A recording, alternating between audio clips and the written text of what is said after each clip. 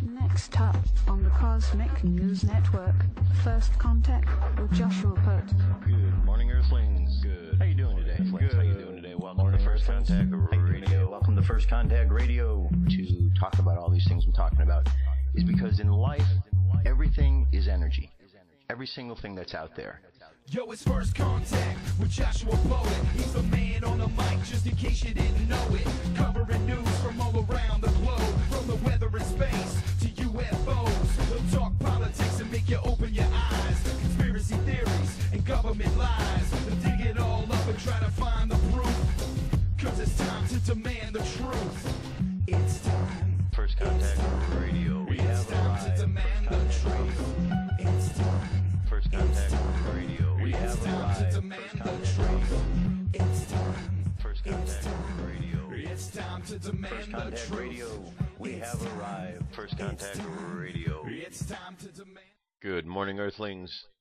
How you doing today? Welcome back to First Contact Radio. Glad you could be here today. Today's 25th of June, 2014. So we could see here that our moon sign is in Gemini. Our sun sign is in Cancer. So we're dealing with fire. We're dealing with a sun sign that is water and a moon sign which is air. Sun sign is conscious mind. Moon sign is unconscious mind. So the conscious mind, that which we're thinking about, that which is most prominent in our mind, with our conscious mind, is dealing with emotions, dealing with watery issues, fluid-like issues. Okay, emotions can be love, can also be sadness, and everything in between.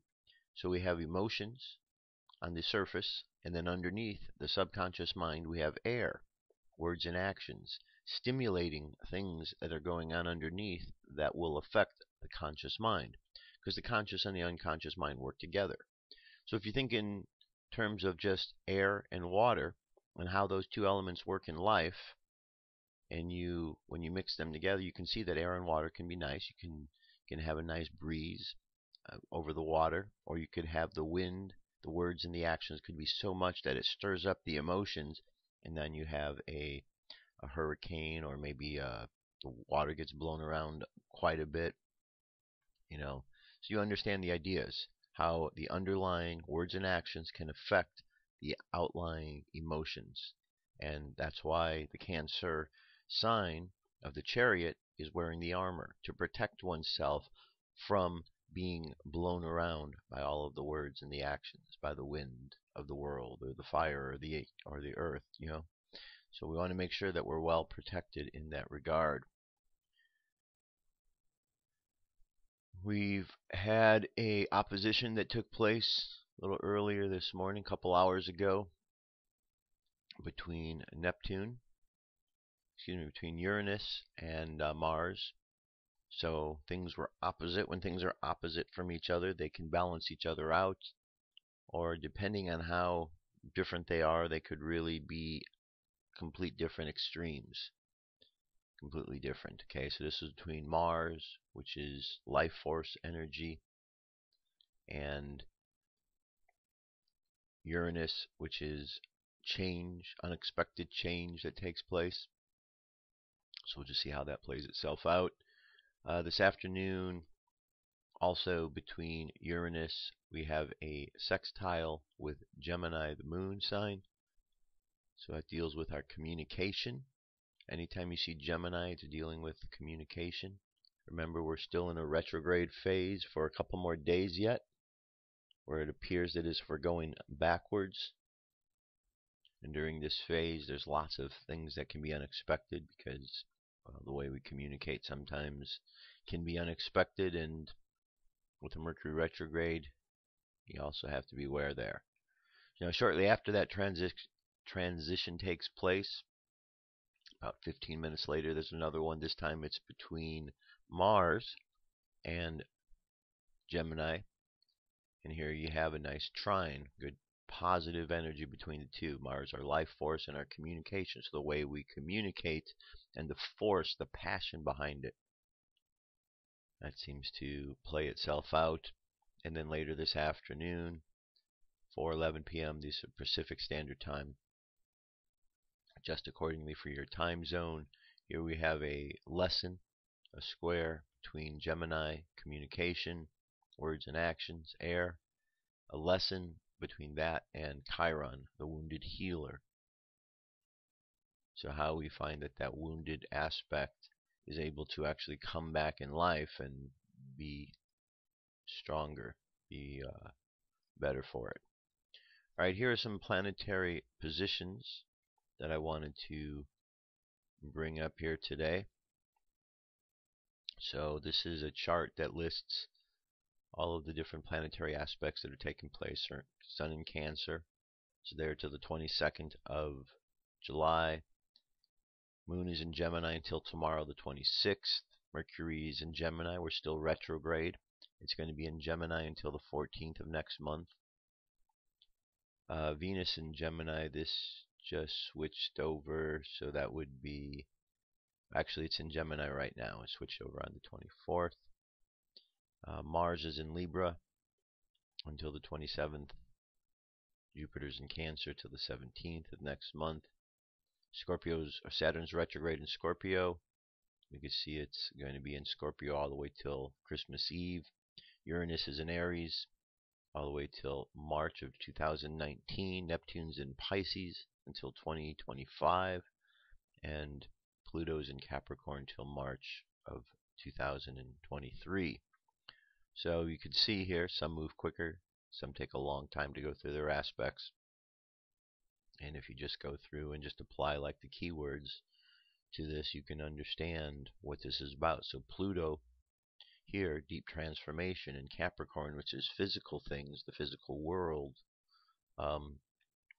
with that transformation taking place in the physical world. Well, that's something that's going on between now and the 2023.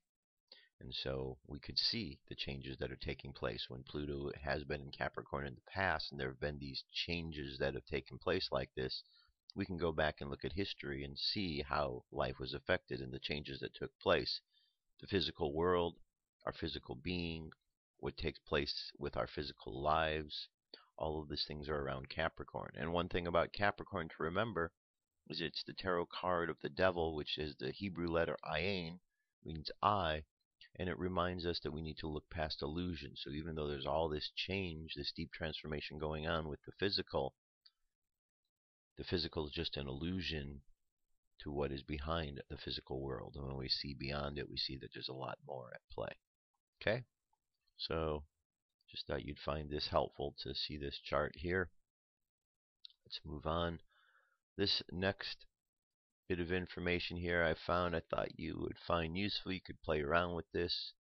It's called the Solar System Scope. And here you got our whole solar system right here. It's got the date of where everything is aligned over today. You can kind of adjust it accordingly. Okay, here's where everything is. It's kind of a cool little interactive map here to look at and really kind of get whatever perspective you need. You can move forward and backwards in the timeline, the actual time. Okay. And so solarsystemscope.com. Check it out. Mess around with it. And I think you'll find this to be very cool little addition to your tools for looking at what's going on out there in the world. All right, from there we're going to go to numerology. Today our numerology is the number 2. Let's see how we arrived at the number 2. Here we have 6 for June, 2 plus 5, 7 for the month or the day, and the year 20147. So that's 20. 2 plus 0 is a 2. That makes today a numerology day of 2, combined with our Gemini moon and our Cancer sun. Those are all the different elements we're working with today. Today, the number 2 card is the card of the High Priestess. So I wanted to jump over and take a look at this High Priestess card. And it's not showing me this. Why not? What's going on here? Alright, for whatever reason, it's not bringing this up, so let me just do it the old-fashioned way. Let me just bring her up and show you the card here. The High Priestess. Says the astrological attribution of key 2 is the moon. The moon is a reflector of sunlight and thus a symbol of reflection, duplication, and like ideas. The crescent moon is cup-shaped and therefore symbolize receptivity. These properties are those of the subconscious mind. You are able to see readily that the factors of reflection and duplication are essential to the faculty of memory, which is symbolized by this key. The universal substance has been called by some modern scientists mind stuff. Occultists have known for ages that the universe is made up of mental energy. This primordial substance, known to the Hindus as Prakriti, has always been symbolized by water and the Virgin. The High Priestess is a virgin, and thus the blue color that predominates in this key, as well as the flowing robe, represents water. The curtain behind the High Priestess is a symbol of virginity. It connects the two pillars of light and darkness, all other pairs of opposites, thus symbolizing the associated power of subconsciousness. The symbolism of pairs of opposites is also carried out by the ornaments on the veil, which symbolize the active and passive modes of the life power expression. The symbolism of the stone cube is too involved here to give it length, but we may say that the stone is an esoteric word representing union, life, and wisdom. The silver crown represents the waxing and waning of the moon, thus representing periodicity and rhythm. The scroll represents memory, history, and a record of experience. The word Torah signifies the law. So there you have it. This is what the High Priestess is all about. Let's see if we can see our Tree of Life here. No, still not shown for some reason. Anyway, Tree of Life, you can see right back here where we are in the placement of it. Right down the middle pillar is where we go with this particular one.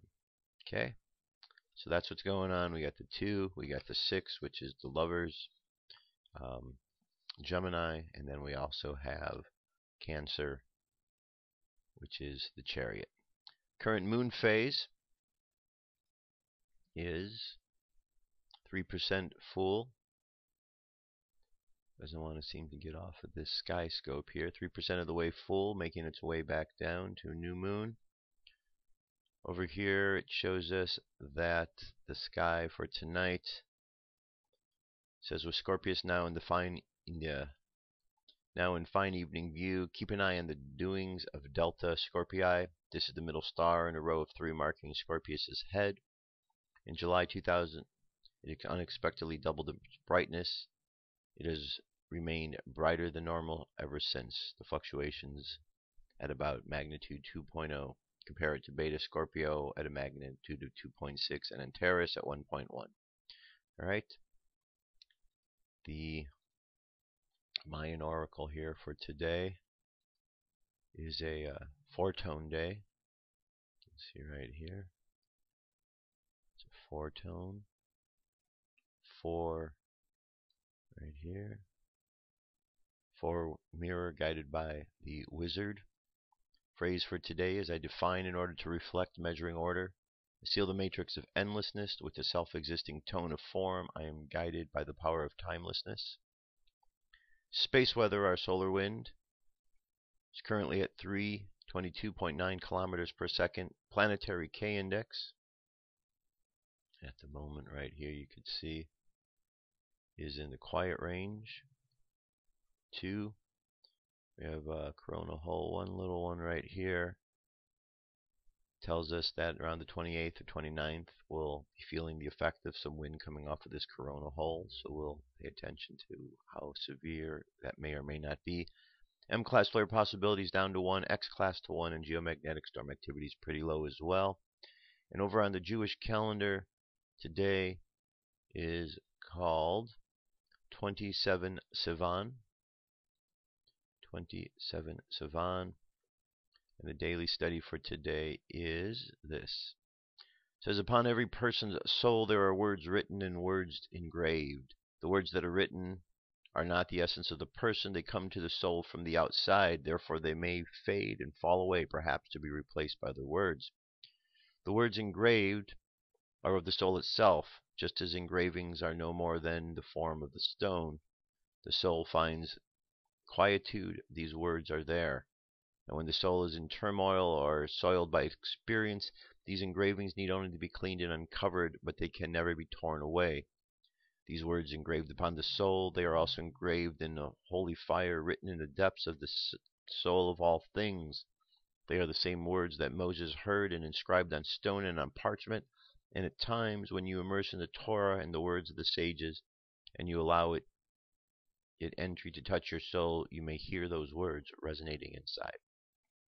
It's a good prayer, good thought for today. And that is our information to get us started. I'm going to jump away momentarily. I'll be back. UFO news. Well, actually, we're just going to get to UFO news now.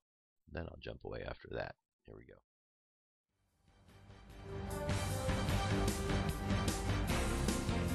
This is the UFO News with Joshua Poet.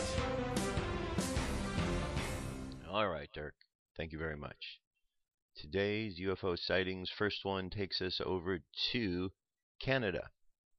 And this was back earlier in the month. May have reported this already, but it doesn't matter because here it is again. UFO in Canada lands in field and buzzes over neighborhood. There's our object in question. Picture, as you could see, is a bit pixelated and grainy.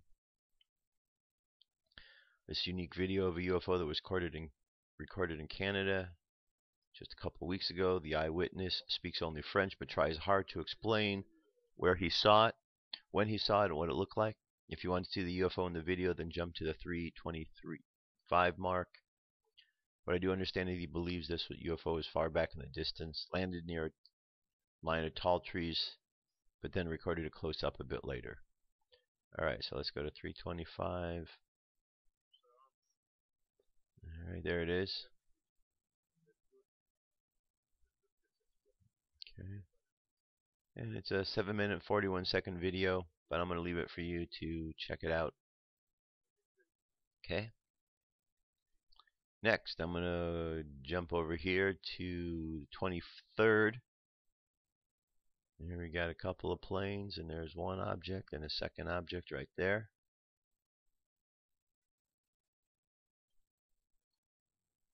A bit more close-up look of that. Location, Silverstone Circuit, England. As these planes passing over Silverstone Formula One race, the camera also caught a white UFO by accident. The white UFO comes from the upper right side of the screen and descends towards the planes as if it were observing and recording the event. From close up we can see a triangle-like craft. It does not resemble any known aircraft currently seen by the public. However, it could be classified TR-3B.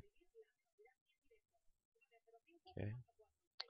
So there you go. There's our objects in question, the planes, and then of course the little UFO. Check it out. Here we go over Texas. It's very difficult to see this UFO, so I recommend putting the video on full screen and high resolution.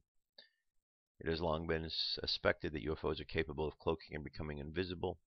We're not saying that this is what is taking place in the video. We are only saying it is one possibility. A group of young men were playing basketball at approximately 8:30 p.m. on June 12th when they noticed a clear, perfectly formed, silent circle pass overhead. One of the eyewitnesses reported to MUFON.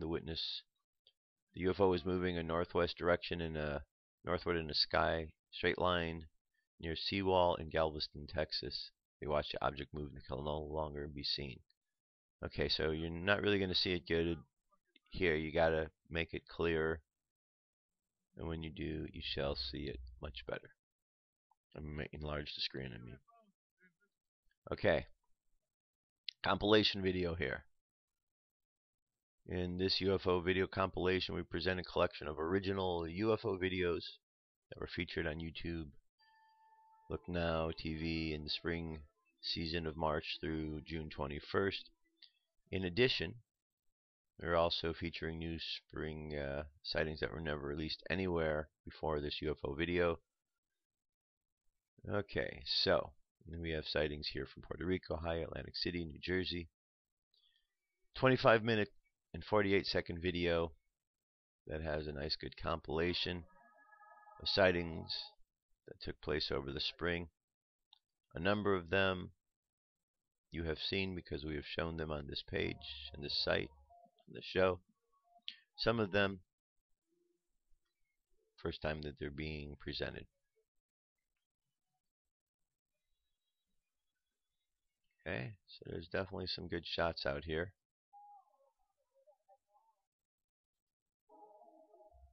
Alright, see the distance here.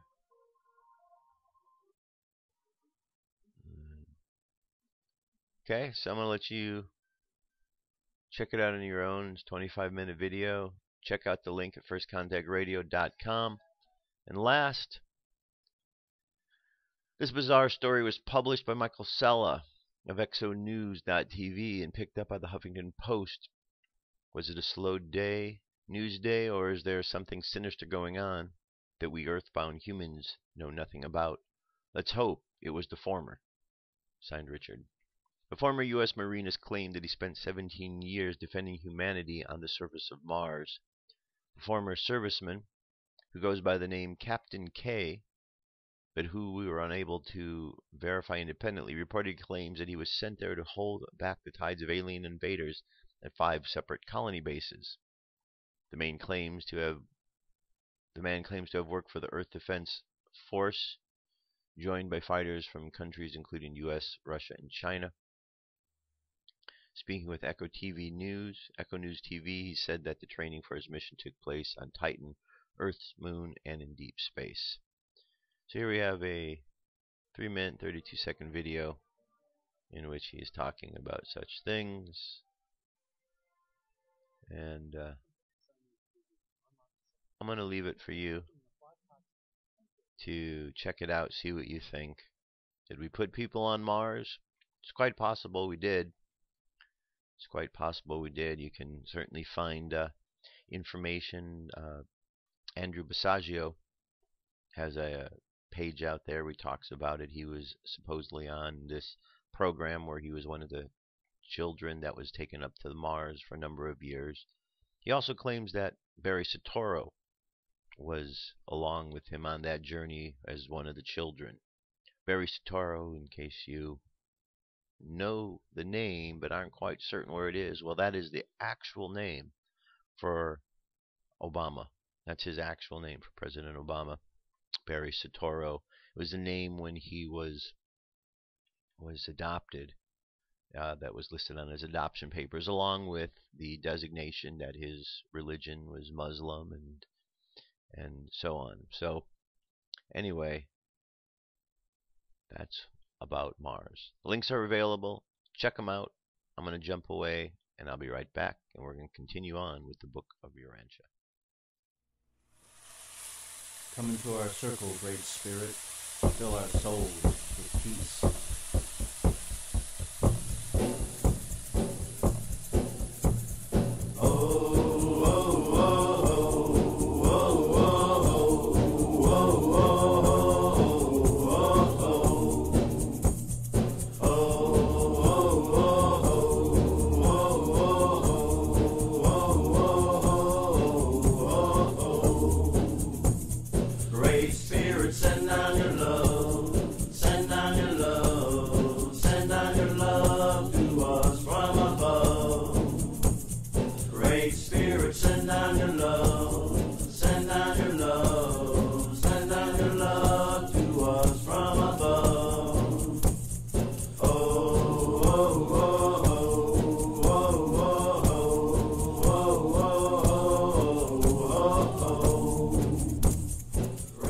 Continue on.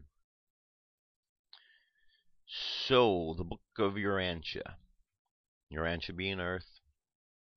So we understand, it's a system that shows a hierarchy of worlds, that we live on this world, which is called, according to this work, Urantia, and that Urantia is part of a super universe called Nebadon. And that this super universe, this super universe of Nebadon is part of a bigger world, one of 7 super universes that surround this area called Havona, and Havona surrounds the area which is the Paradise Isles. We also have come to understand about the first human family, Anden and Fanta, and how they had offspring, and their offspring evolved, and through the course of life that there were a number of different colored races that were present, and these colored races at one time were all born from one individual. So we have a variety of colors like we have now, even more colors than what we do have now. And here we are. So today, that was paper 64. Today I'm going to jump ahead to paper 65 or 66. The paper before this, let me just run and show this to you here, so you can see. I'm just following along with the list of the papers. First human family right here, 63. 64 was what we went over yesterday, the evolutionary races of color. 65 is the over control of evolution. I'm just going to leave that to you. This is where it gets more into the evolution of life, from plant life to animal life to human life. And I'm going to jump ahead to this next one after that, which is 66, the Planetary Prince of Urantia. Okay, so let's check this out here. Planetary Prince of Urantia. The advent of a Lanonadic sun on an average world signifies that will, the ability to choose the path of eternal survival, has developed in the mind of primitive man. But on Urantia, the planetary prince arrived almost 500,000 years after the appearance of human will. About 500,000 years ago, and concurrent with the appearance of the 6-colored and Sangkic races, Calistiga, the planetary prince, arrived on Urantia. There were almost 1/2 billion primitive human beings on Earth at the time of the prince's arrival, and they were well scattered over Europe, Asia, and Africa. The prince's headquarters, established in Mesopotamia, was at the center of the world population. Calistiga, or Prince Calistiga, was a Lanonadic son, numbered 9,344 of the secondary order. He was experienced in the administration of the affairs of the local universe in general, and during later ages with the management of the local system of Satania in particular. Prior to the reign of Lucifer in Satania, Calistiga had been attached to the Council of the Life Carrier Advisors in Jerusalem. Lucifer elevated Calistiga to a position on his personal staff and acceptably filled 5 successive assignments of honor and trust. Caligastia very early sought a commission as planetary prince, but repeatedly, when his request came up for approval in the constellation councils, it would fail to receive the assent of the constellation fathers. Caligastia seemed especially desirous of being sent as a planetary ruler to a decimal or life modification world. His petition had several times been disapproved before he was finally assigned to Urantia. Caligastia went forth from Jerusalem to his trust of world dominion with an enviable record of loyalty and devotion to the welfare of the universe, of his origin and sojourn, notwithstanding a certain characteristic restlessness coupled with a tendency to disagree with the established order in certain minor matters. I was present on Jerusalem when the brilliant Caligastia departed from the system capital. No prince of the planets ever embarked upon a career of world rulership with a richer preparatory experience or with better prospects than Caligastia on that eventful day 1/2 years ago. One thing is certain: as I executed my assignment of putting this narrative of that event on the broadcast of the local universe, I never for one moment entertained even the slightest degree any idea that this noble Lanonadek's son would so shortly betray his sacred trust of planetary custody and so horribly stain the fair name of the exalted order of universe sonship. I really regarded Urantia as being among the 5 or 6 most fortunate planets in all of Satania, and that it was to have such an experienced, brilliant, and original mind at the helm of the world affairs. I did not comprehend that Caligistia was insidiously falling in love with himself. I did not then so fully understand the subtleties of personality pride. The planetary prince of Urantia was not sent out on a mission alone, but he was accompanied by the usual corps of assistants and administrative helpers. At the head of this group was Delegastia, the associate assistant of the planetary prince. Delegastia was also secondary Lanonadek's son, being number 319,407 of that order. He ranked as an assistant at the time of his assignment of a Caligistia's associate. The planetary staff included a large number of angelic cooperators and a host of other celestial beings assigned to advance the interest and promote the welfare of the human races. For from the standpoint of the most interesting group of all were the corporeal members of the prince's staff, sometimes referred to as the Caligistia 100. These 100 rematerialized members of the prince's staff were chosen by Caligistia from over 785,000 ascendant citizens of Jerusalem who volunteered for embarkation on the Urantia adventure. Each one of the chosen 100 was from a different planet, and none of them were from Urantia. These Jerusalemite volunteers were brought by Sephardic transport direct from the system capital to Urantia, and upon arrival they were held and seraphimed until they could be provided with personality forms of the dual nature of the special planetary service, literal bodies consisting of flesh and blood, but also attuned to the life circuits of the system. Some time before the arrival of these 100 Jerusalem citizens, the 2 surviving life carriers resident in Urantia, having previously perfected their plans, petitioned Jerusalem and Edina for permission to transplant the life plasma of 100 selected survivors of the Anton Fanta stock into the material bodies to be projected for the corporeal members of the prince's staff. The request was granted on Jerusalem and approved on Adentia. Accordingly, 50 males and 50 females of the Andon Fanta posterity, representing the survival of the best strains of that unique race, were chosen by the life carriers. With one of the 2 exceptions, these Adonite contributors to the advancement of the race were strangers to one another. They were assembled from widely separated places by coordinated thought, adjuster decision, and Sephardic guidance at the threshold of the planetary headquarters of the prince. Here, the 100 human subjects were given into the hands of the highly skilled volunteer commission from Avalon, who directed the material extraction of a portion of the life plasma of these Andon descendants. This living material was then transferred to the material bodies constructed for the use of the 100 Jerusalemite members of the prince's staff. Meantime, these newly arrived citizens of the system capital were held in the sleep of the Sephardic transport.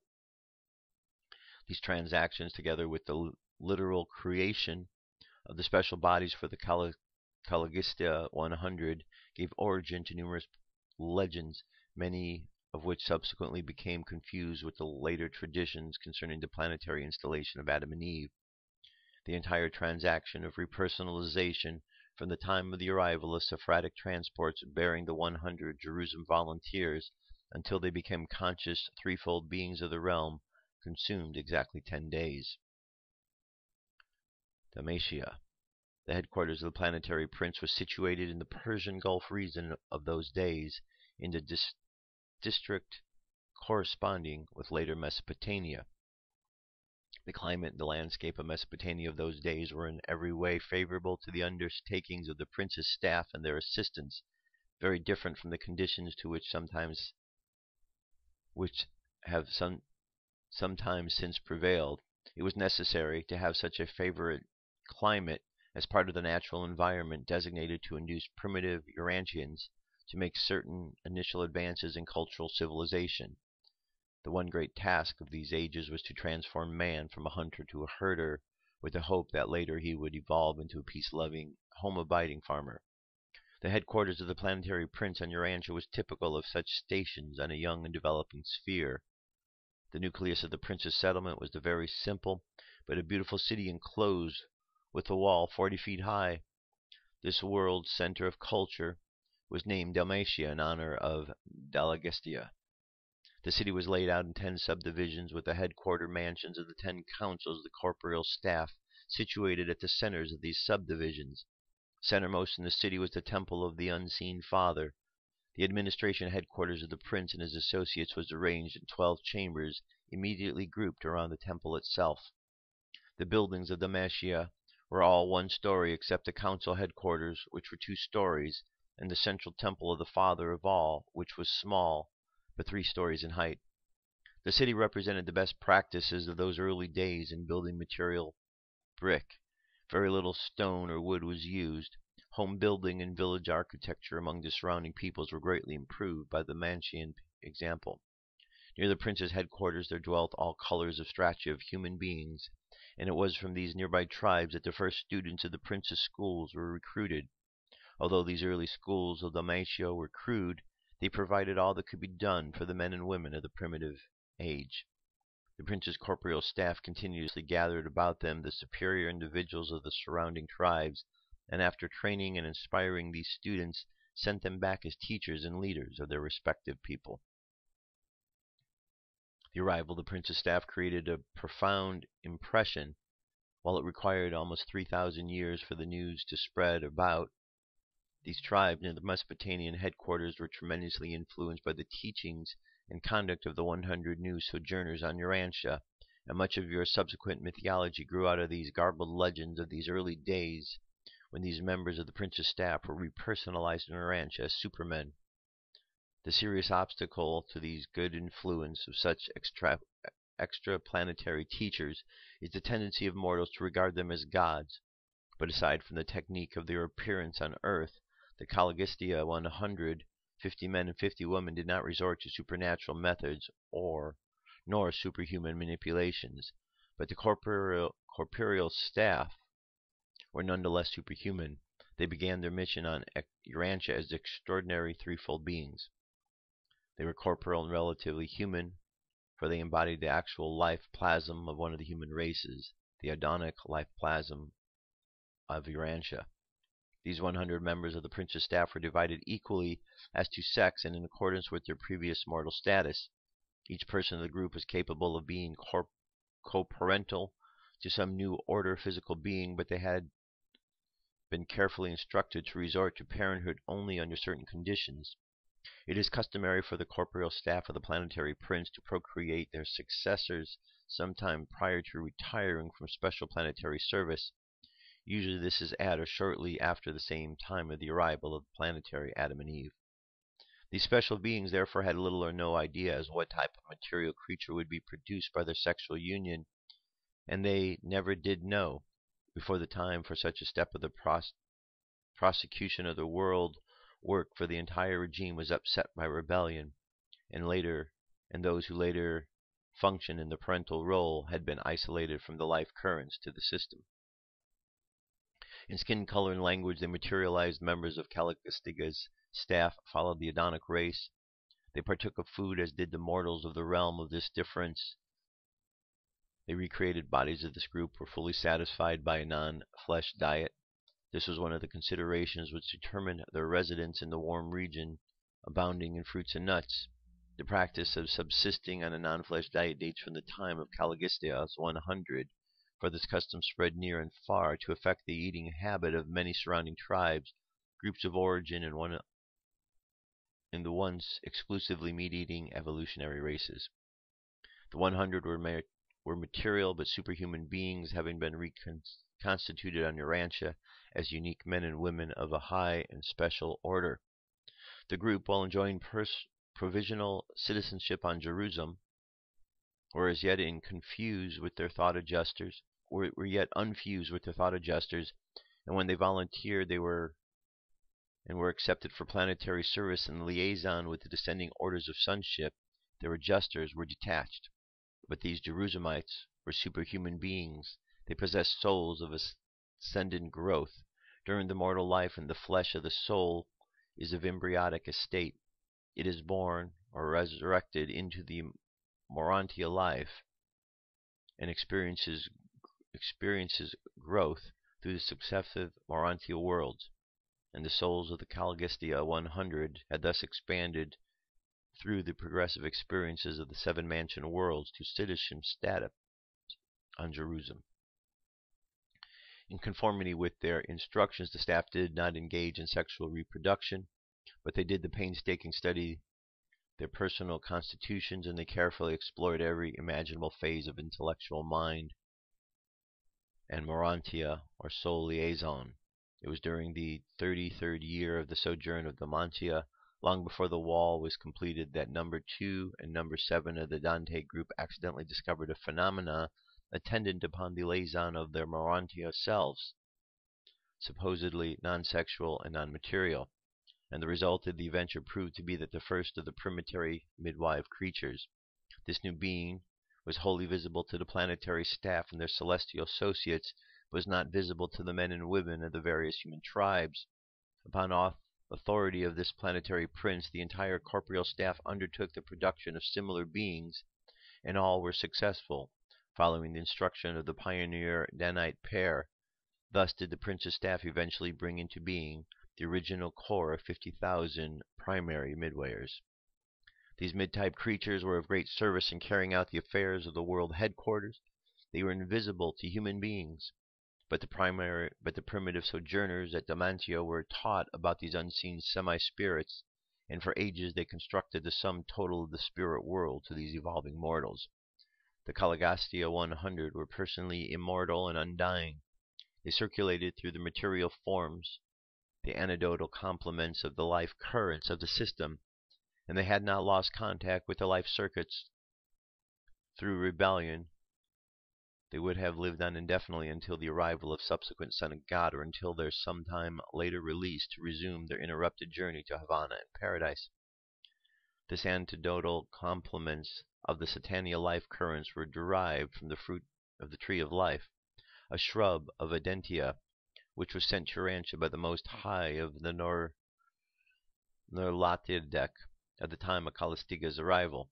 In the days of the Mantia, this tree grew in the central courtyard of the Temple of the Unseen Father, and it was the fruit of the tree of life that enabled the material and otherwise mortal beings of the Prince's staff to live on indefinitely, as long as they had access to it.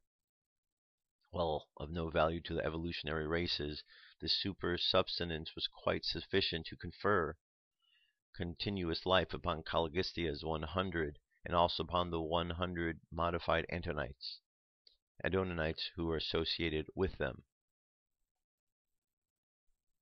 It should be explained in this connection that at the time of the 100 Adonites contributed their human germplasm to the members of the prince's staff, the life carriers introduced into their mortal bodies a complement of the system's circuits, and thus they were enabled to live on concurrently with the staff, century after century, in defiance of physical death. Eventually, the 100 Adonites were made aware of the constitution of the new forms of the superiors, and these same 100 children of the Adon tribes were kept at headquarters as the personal attendants of the prince's corporeal staff. Okay, there's more here to finish out this section, but it gets into talking about the prince and his reign, some of the misfortunes that happen at the end. It says in looking back, this is the misfortunes of Calgista. In looking back over the long career of Calgista, we find only one outstanding feature of his conduct that might have challenged attention. He was ultra-individualistic. He was inclined to take sides with almost every party of protest, and was usually sympathetic with those who gave mild expression to implied criticism.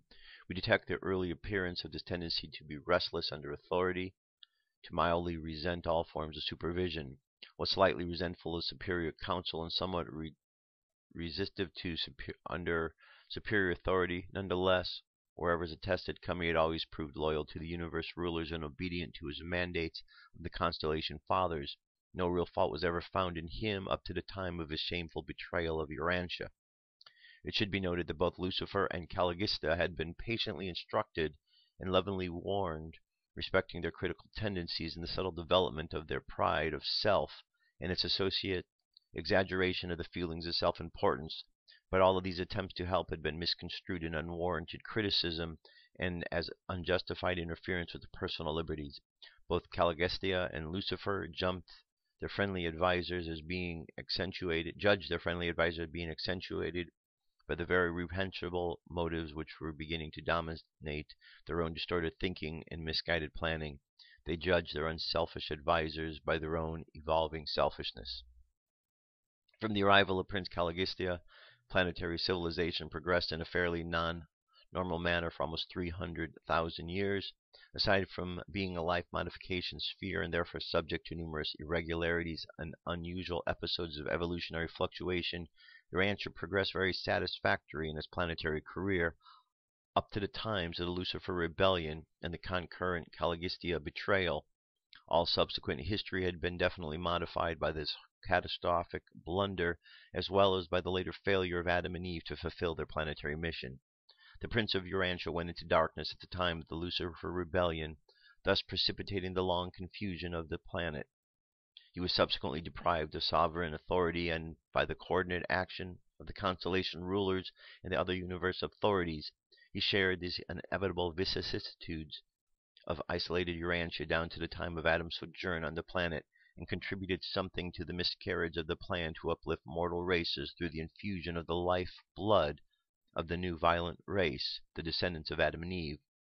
The power of the fallen prince to disturb human affairs was enormously curtailed by the moral incarnation of Melchizedek, in the days of Abraham, and subsequently during the life of Michael in the flesh. This traitorous prince was so finally shorn of all authority on Urantia. The doctrine of a personal devil on Urantia, though it had some foundation in the planetary presence of the traitorous and iniquitous Caligista, was nevertheless wholly fictitious in its teachings, that such a devil could influence the normal human mind against its free and natural choosing. Even before Michael's bestowal on Urantia, neither Caligista nor Daligista was ever able to oppress mortals or to coerce any normal individual into doing anything against the human will. The free will of man is supreme in mortal affairs. Even the indwelling thought adjusters refuses to compel man to think a single thought or to perform a single act against the choosing of man's own will. And now this rebel of the realm, shown of all of its power to harm its former subjects, awaits the final abjuration by the Versa Ancient of Days, all who participated in the Lucifer rebellion. All right, so you can see there's something more to the story. We're going to get into the Lucifer rebellion next time, which will be next Tuesday. You can see it's quite fascinating. And you can see that Caligista and Lucifer, they're not the same. This whole idea of the devil and Satan was another character. So the stories that we have are all lumped together. You can also see when it talked about they came from Jerusalem, that this place of Jerusalem was a center point in the universe, not a place on this planet. And so there's places in the universes where beings go to, or where they're headquartered, and from there they manage and oversee the universe, or the sub-universes, and the universes in between. And that's what's going on. All right, so there you have it. That is the Book of Urantia for today. Moving on. Here's an article from In5D. 15 tips for empaths and highly sensitive people. Lynn Zambrano. Empathic ability allows you to read and understand people's energy. This ability may be genetic, passing from generation to generation. You may share this ability with a relative, so look at your family tree. Does anyone else seem to fit the description? Empaths have the ability to scan another's energy for thoughts, feelings, and possibly for past, present, and future life occurrences. Most empaths are unaware of how this really works and have accepted that they are sensitive to other people's energy. The ability to correctly perceive and in some extent mirror the energy of another is a challenge. This gift allows us to steer ourselves through life with added perception. You need to be selective and coping skills in place if not, you will easily be overwhelmed. And here are methods for coping with these. Schedule time with you. It's very important. Use positive affirmations, short messages to train your thought patterns. Shielding. Place a protective shield of white light that is around and encasing you in a bubble. Remember to make a grounding cord so you don't float away. Chakra cleansing and balancing. Regular cleansing of the chakras will keep the energy fields free of negative or unwanted energy. Learning to center yourself, to align yourself with spirit and get out of ego. Some people find that crystals and gemstones aid in clearing negative energy and maintaining balance. Aromatherapy, using essential oils, is very helpful, calming the body. Forgiveness, very, very important. Learn to forgive yourself, forgive others. Will help to clear your energy immensely. Grounding. You have a grounding cord in the root chakra that connects it to earth. Being aware of this and using the cord to both send negative energy into the earth where it is absorbed and drawing nourishing energy up from the center of the earth will increase your energetic flow. Meditation is very important. Stills the mind. Soothing sounds help because our mind works and is affected by the sounds around us. Animals and nature, being in nature, spending time with pets is a great way to relax, clear the energy, and connect. Smudging, using sage. Native Americans have been doing this for years. Yoga is effective, combines breathing, centering, and grounding. And then last, gratitude. Ending the day by writing a list of things you are grateful for is very important. So all these are great things to consider. We always want to make sure, again, this goes back to dealing with the same thing that is talked about all the time. Everything is energy. And these are ways that we balance out our energy. And people that are empaths are those that are very sensitive to reading the energy. And there's a lot of people on this planet right now, as time goes by, as these changes are taking place, they're evolving and they're becoming more sensitive to the energies around them, to be able to read the energies. This is something that everyone has the ability to do. And so as we are affected more and more through the changes of evolution that are happening, we're going to experience these more. And so you know what to do, how to balance them out. If you're looking to ground your energy, just think of it, ground. Pick up some ground, pick up some dirt, pick up a rock, ground your energy, balance it out there. All right? All right, and of course, the very last thing on this list, gratitude, is very important. Because when we understand everything is energy, and we are in a constant state of sharing or reciprocating that energy by thanking it for coming into our lives, it comes back. Okay, so we appreciate means we make more of, and so by appreciating the energy that we have, we make and create even more of it. Okay, we create those good vibes, we create more of it. All right, this brings us to our message for today. And today's message comes to us from Archangel Zadkiel. Here we go. Archangel Zadkiel, Transcendence, channeled by Friends. Dated June 18, 2014. Archangel Zadkiel. Greetings, fellow travelers into the fifth dimension and beyond. I am Zadkiel, your guide in transforming your energy into the pureness of the higher dimensions. I stand with you and beside you in this endeavor as we embark together, exploring the higher dimensions in the purest degree. I help you absorb all impurities and transmute them as they make way for more pure energy to remain in your light bodies. I implore you to stay within these higher aspects of yourself, in the pure energies of your true divine essence, and to welcome all impurities to show themselves to you and thus be lighted and transmuted to clear the way for your emergence into the higher dimensions. I am your guide, I am your example, and I am your mirror for complete transcendence as you clear the remaining impurities of the third dimension to find your gateway to the fourth, fifth and higher dimensions waiting and open for your transcendence. Take these building solstice energies and utilize them now, dear ones. Allow them to mingle within you and to fill your heart and your cells with purity as you invoke the violet flame of purity and transmutation, wiping away all traces of yesteryear, all traces of what once was, of what used to define you. See the clear mirror now of your existence, the clear pure essence of your existence. Switch over to that version of yourselves, now, dear ones, for it is time. Feel the purity and clarity of you, of all your aspects, of your I Am presence descend now and engulfing your existence, of your divine perception of yourself, your true self, forever and always. Dear ones, I take you on a little journey now. Encompass and utilize this intense energy of the incoming solstice gateway and touch it, feel it, and welcome it as your true guide to transcendence. Feel the clear purity of the energies and allow them to infiltrate you, to saturate you, to bring you along a path of least resistance to pure love and harmony and balance and peace. You are ready.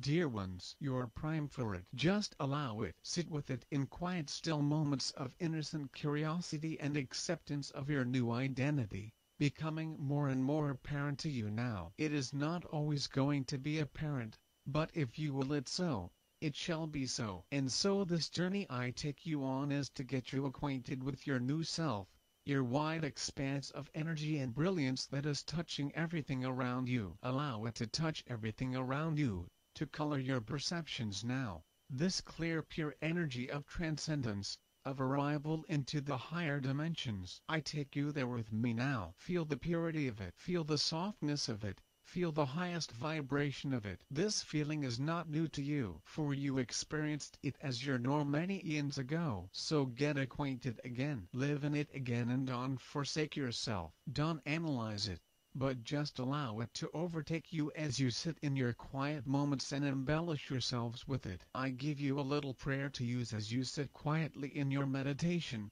as you get acquainted with your new self. Welcome my higher aspects. I welcome my I Am presence. I welcome my Christ consciousness. I welcome love into every cell of my body, and I allow the vibration of each of my cells to attune to the pure essence of my soul, to the pure essence of Source, and I welcome and become accustomed to the higher vibration that this entails, now and forever, and in this now moment of pure love essence, affecting every part of me now, every cell in my body, every fractal of myself, every aspect of myself, as I merge with all of me, now and forever. I am attuned to Source and I accustom myself to this vibration, now and always, and in this now moment, now and forever. I am pure essence, I am Source essence, I am complete and full in my experience of Source now, forever and always, and in this now moment. Now feel the purity of this invocation and be with it now in your incoming breath and in your outgoing breath. Breathe with Source,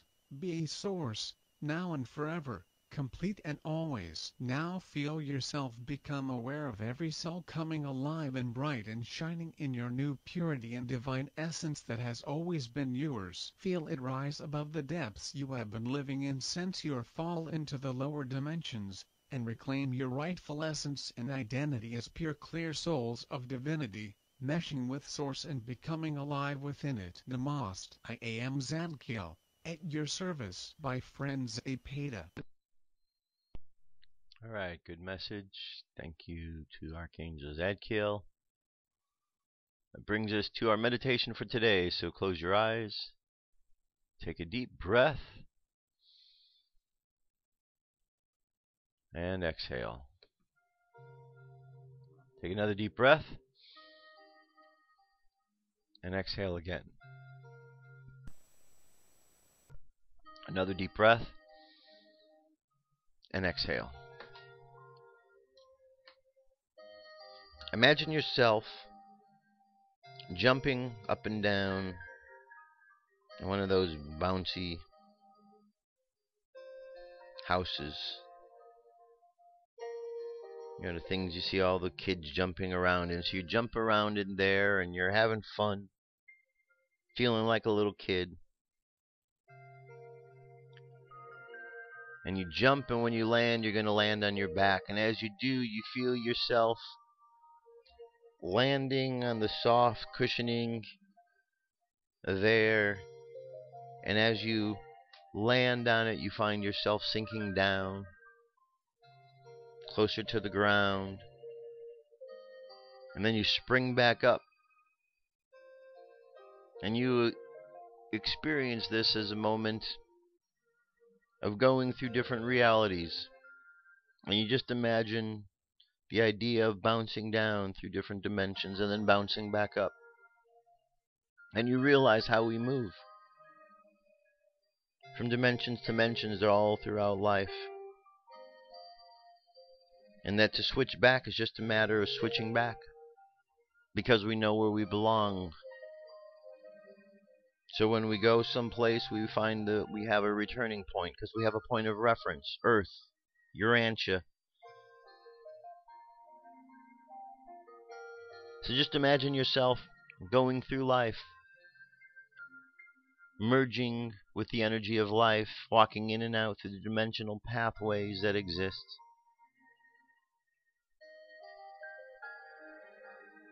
And as you move in and out of these dimensional passageways, ways that are not normally seen, you find lessons to be learned and experiences to be had that help you become more of who you are.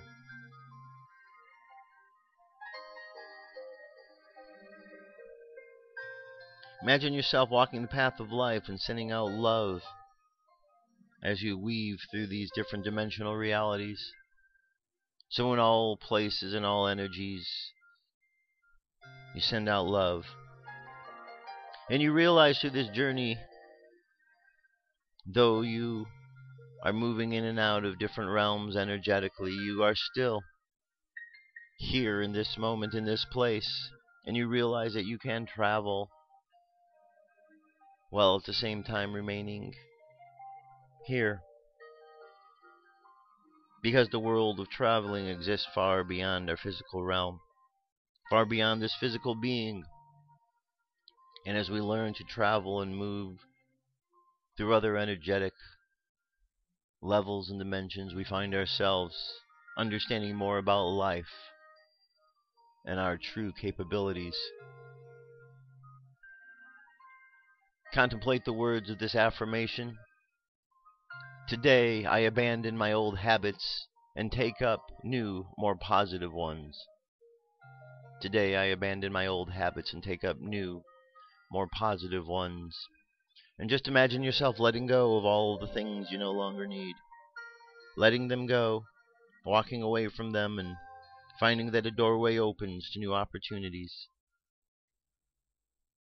So just imagine yourself today walking through doors of opportunities that present themselves to you, and new habits to replace the old ones, new positive to replace anything that may have been negative, left over from some old patterns or habits that are no longer serving you. So imagine yourself walking along the journey, sending out love and light as you go.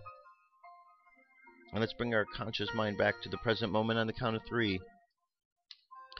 3, coming back to the present moment filled with confidence.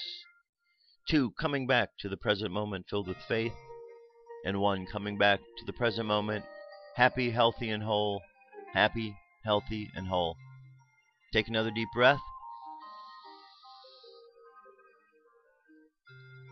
Exhale and open your eyes. That's it, my friends. That's our show for today. Thank you so much for being here once again. I'll be back tomorrow with more news, information, and other stories to tell you. Till then, be safe, keep loving each other, have fun, enjoy the summer, and I'll talk to you tomorrow. Peace. I'm out of here.